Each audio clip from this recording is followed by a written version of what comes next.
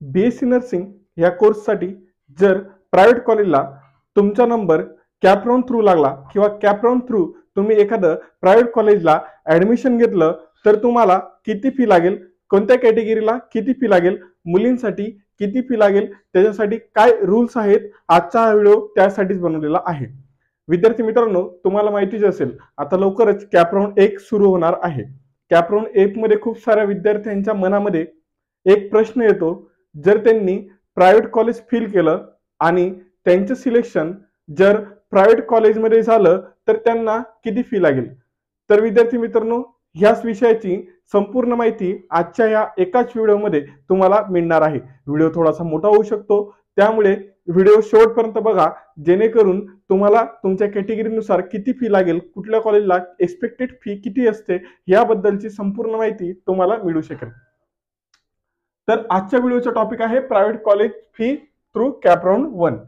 तर या ठिकाणी जर प्रायव्हेट कॉलेजची फी बघायला गेलो तर मेलसाठी वेगळी फी आहे आणि फिमेलसाठी वेगळी फी आहे.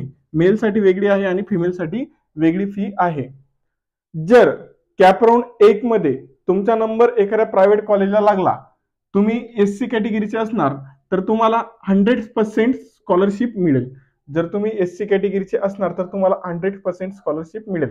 उदाहरणावरून जर सांगायला गेलो, या ठिकाणी समजा एखाद्या कॉलेजची फी किती आहे, 1 लाख रुपये per year, 1 lakh per year एवढी आहे आणि तुम्ही एससी कॅटेगरी मधनं बिलॉंग करत असणार तर तुम्हाला 100% स्कॉलरशिप मिळेल. म्हणजे या ठिकाणी ही जी ट्युशन फी आहे, कुठली फी आहे, ही ट्युशन फी आहे.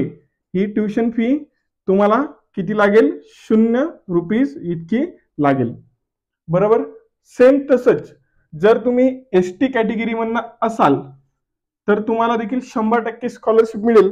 जर कॉलेजची फी 1 लाख रुपये आहे तर तुम्हाला 100% स्कॉलरशिप मिळेल. म्हणजे तुम्हाला किती फी लागेल, 0 रुपये फी लागेल. पण यासाठी एक अट असते, ती म्हणजे तुमच्याकडे reservation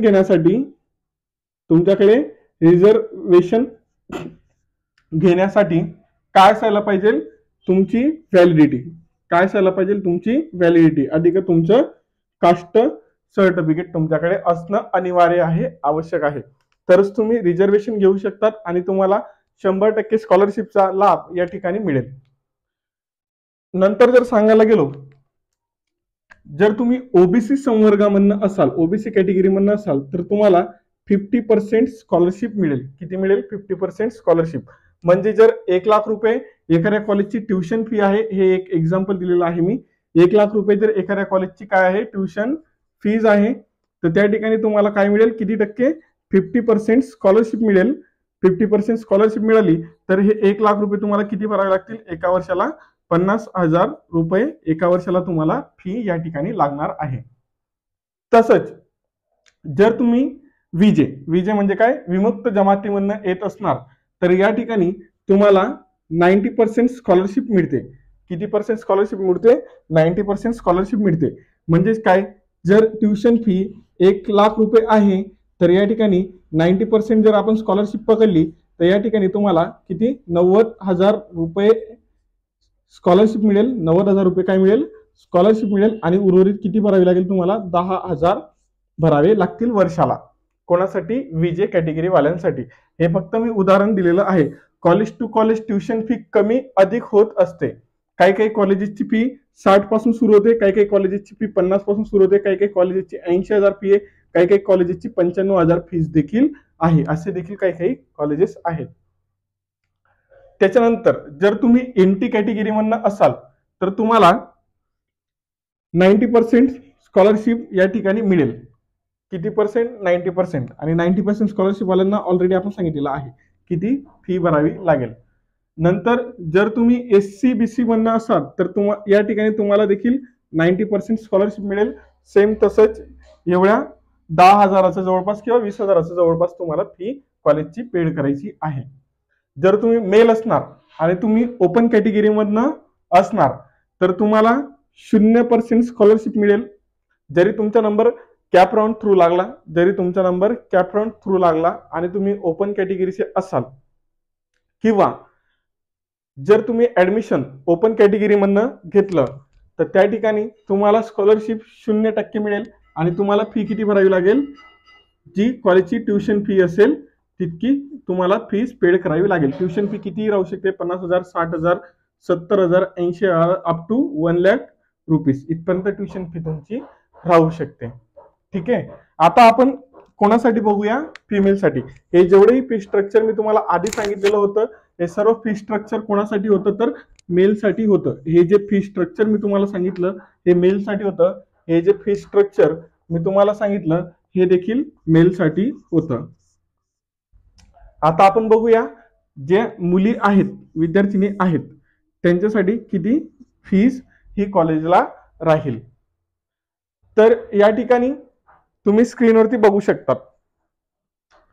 female, any category female म्हणजे कुठल्याही कॅटेगरीची फिमेल, मग ती SC या संवर्गातून असो, ST या संवर्गातून असो, OBC या कॅटेगरी मधून असो, VJ या कॅटेगरी मधून असो, NT या कॅटेगरी मधून असो, OBC मधून असो अथवा ओपन मधून असो, या सर्व मुलींना किती टक्के स्कॉलरशिप आहे, 100%. म्हणजे यांना ट्युशन फी किती लागेल, यांना जी लागणारी ट्युशन फीज आहे ही किती राहील, 0 राहील.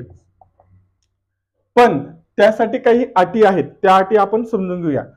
कुठलीही फिमेल विद्यार्थिनी, कुठलीही विद्यार्थिनी जिच्या वडिलांची इन्कम किती आहे, वडिलांची इन्कम 8 लाखापेक्षा कमी, वडिलांची इन्कम 8 लाखापेक्षा कमी आणि प्रत्येक वर्षाला तिच्या वडिलांची इन्कम किती पाहिजे, 8 लाखापेक्षा कमी. आणि हे 8 लाखापेक्षा कमी इन्कम असल्याचे तिच्याकडे काय आहे, इन्कम सर्टिफिकेट आहे. इन्कम सर्टिफिकेट जर तिच्याकडे असेल तर तिला किती स्कॉलरशिप मिळेल, तिला 100% स्कॉलरशिप मिळेल. म्हणजे तिला या ठिकाणी ट्युशन फी लागणार नाही, ट्युशन फी या ठिकाणी तिला लागणार नाही.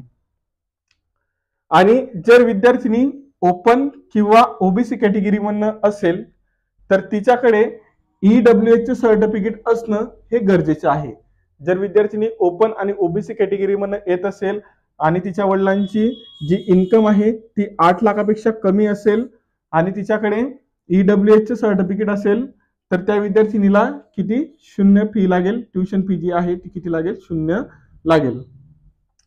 पण ज्या वेळेस ओपन OBC कॅटेगरीची विद्यार्थिनी कॅपराऊंड थ्रू एखाद्या नर्सिंग कॉलेजला ऍडमिशन घेत असेल तर त्यावेळेस तिच्याकडे ऍडमिशन घ्यायच्या वेळेस EWH सर्टिफिकेट असणं हे अनिवार्य आहे. EWH सर्टिफिकेट तिच्याकडे असायलाच पाहिजे. तर हे होतं फी स्ट्रक्चर कशासाठी, BSc नर्सिंग या कोर्ससाठी. कोणासाठी तर प्रायव्हेट जे कॉलेजेस आहेत, प्रायव्हेट कॉलेजेसला ज्यांना कॅप राऊंड थ्रू ऍडमिशन घ्यायचं आहे त्यांच्यासाठी मी तुम्हाला आज मेल आणि फिमेल दोघांसाठी फी स्ट्रक्चर समजावून सांगितलेलं आहे. त्याचप्रमाणे जर सांगायला गेलो अजून ट्युशन फीच्या व्यतिरिक्त तुम्हाला कुठली फी लागेल तर तुम्हाला डेव्हलपमेंट फी लागेल. कोणती फी लागेल, डेव्हलपमेंट फीज. ही डेव्हलपमेंट फीज जी आहे ती दोघींसाठी आहे. दोघं म्हणजे कोण कोण, मेल आणि फिमेल. दोघं म्हणजे कोण कोण, मेल आणि फिमेल दोघींना डेव्हलपमेंटल फी पेड करावी लागेल. मेल आणि फिमेल दोघींना डेव्हलपमेंटल फी पेड करावी लागेल, जी की असू शकते. प्रत्येक कॉलेजची वेगवेगळी डेव्हलपमेंटल फीज असते, ज्याची सुरुवात 5,000 ते 10,000 एवढी असते. 5,000 पासून 10,000 पर्यंत डेव्हलपमेंटल फी लागू शकते, कोणाला, मेलला पण आणि फिमेलला पण. असं तुमचं काय राहणार आहे, फीज स्ट्रक्चर राहील. जर तुमचं ऍडमिशन कशात सुरू लागलं, कॅप राऊंड 1 मध्ये लागलं किंवा 2 मध्ये लागलं किंवा 3 मध्ये लागलं किंवा 4 मध्ये किंवा इन्स्टिट्यूशनल राऊंड मध्ये लागलं तरी देखील तुम्हाला काय राहील, या पद्धतीचं फी स्ट्रक्चर त्या ठिकाणी तुम्हाला बघायला मिळेल. तर हे असं फी स्ट्रक्चर राहील जे तुम्हाला स्क्रीनवर दिसतंय. एक नोटबुक घ्या, त्या नोटबुक वरती हे सगळं फी स्ट्रक्चर राईट डाऊन करा, जेणेकरून तुम्हाला एक आयडिया येईल की कोणाला किती स्कॉलरशिप, कोणाला किती फी लागेल. तर आजचा व्हिडिओ हा तुम्हाला जे प्रायव्हेट कॉलेजेस आहे ज्याच्यामध्ये तुम्हाला कॅप राऊंड थ्रू ऍडमिशन घ्यायचं आहे किंवा घेणार आहात त्या प्रायव्हेट कॉलेजला तुम्हाला अशाच पद्धतीचं फी स्ट्रक्चर बघायला मिळेल. मी आशा करतो तुम्हाला आजचा आपला हा व्हिडिओ आवडला असेल. जर व्हिडिओ आवडला असेल तर व्हिडिओला लाईक करा, चॅनलला आवर्जून सबस्क्राईब करायला विसरू नका. चॅनलला आवर्जून सबस्क्राईब करा आणि आपले व्हिडिओ इतर विद्यार्थ्यांपर्यंत पोहोचवा, जेणेकरून त्यांच्या देखील ज्ञानामध्ये ज्ञान वाढेल आणि आपलं चॅनल इतर विद्यार्थ्यांपर्यंत पोहोचेल. Till then take care.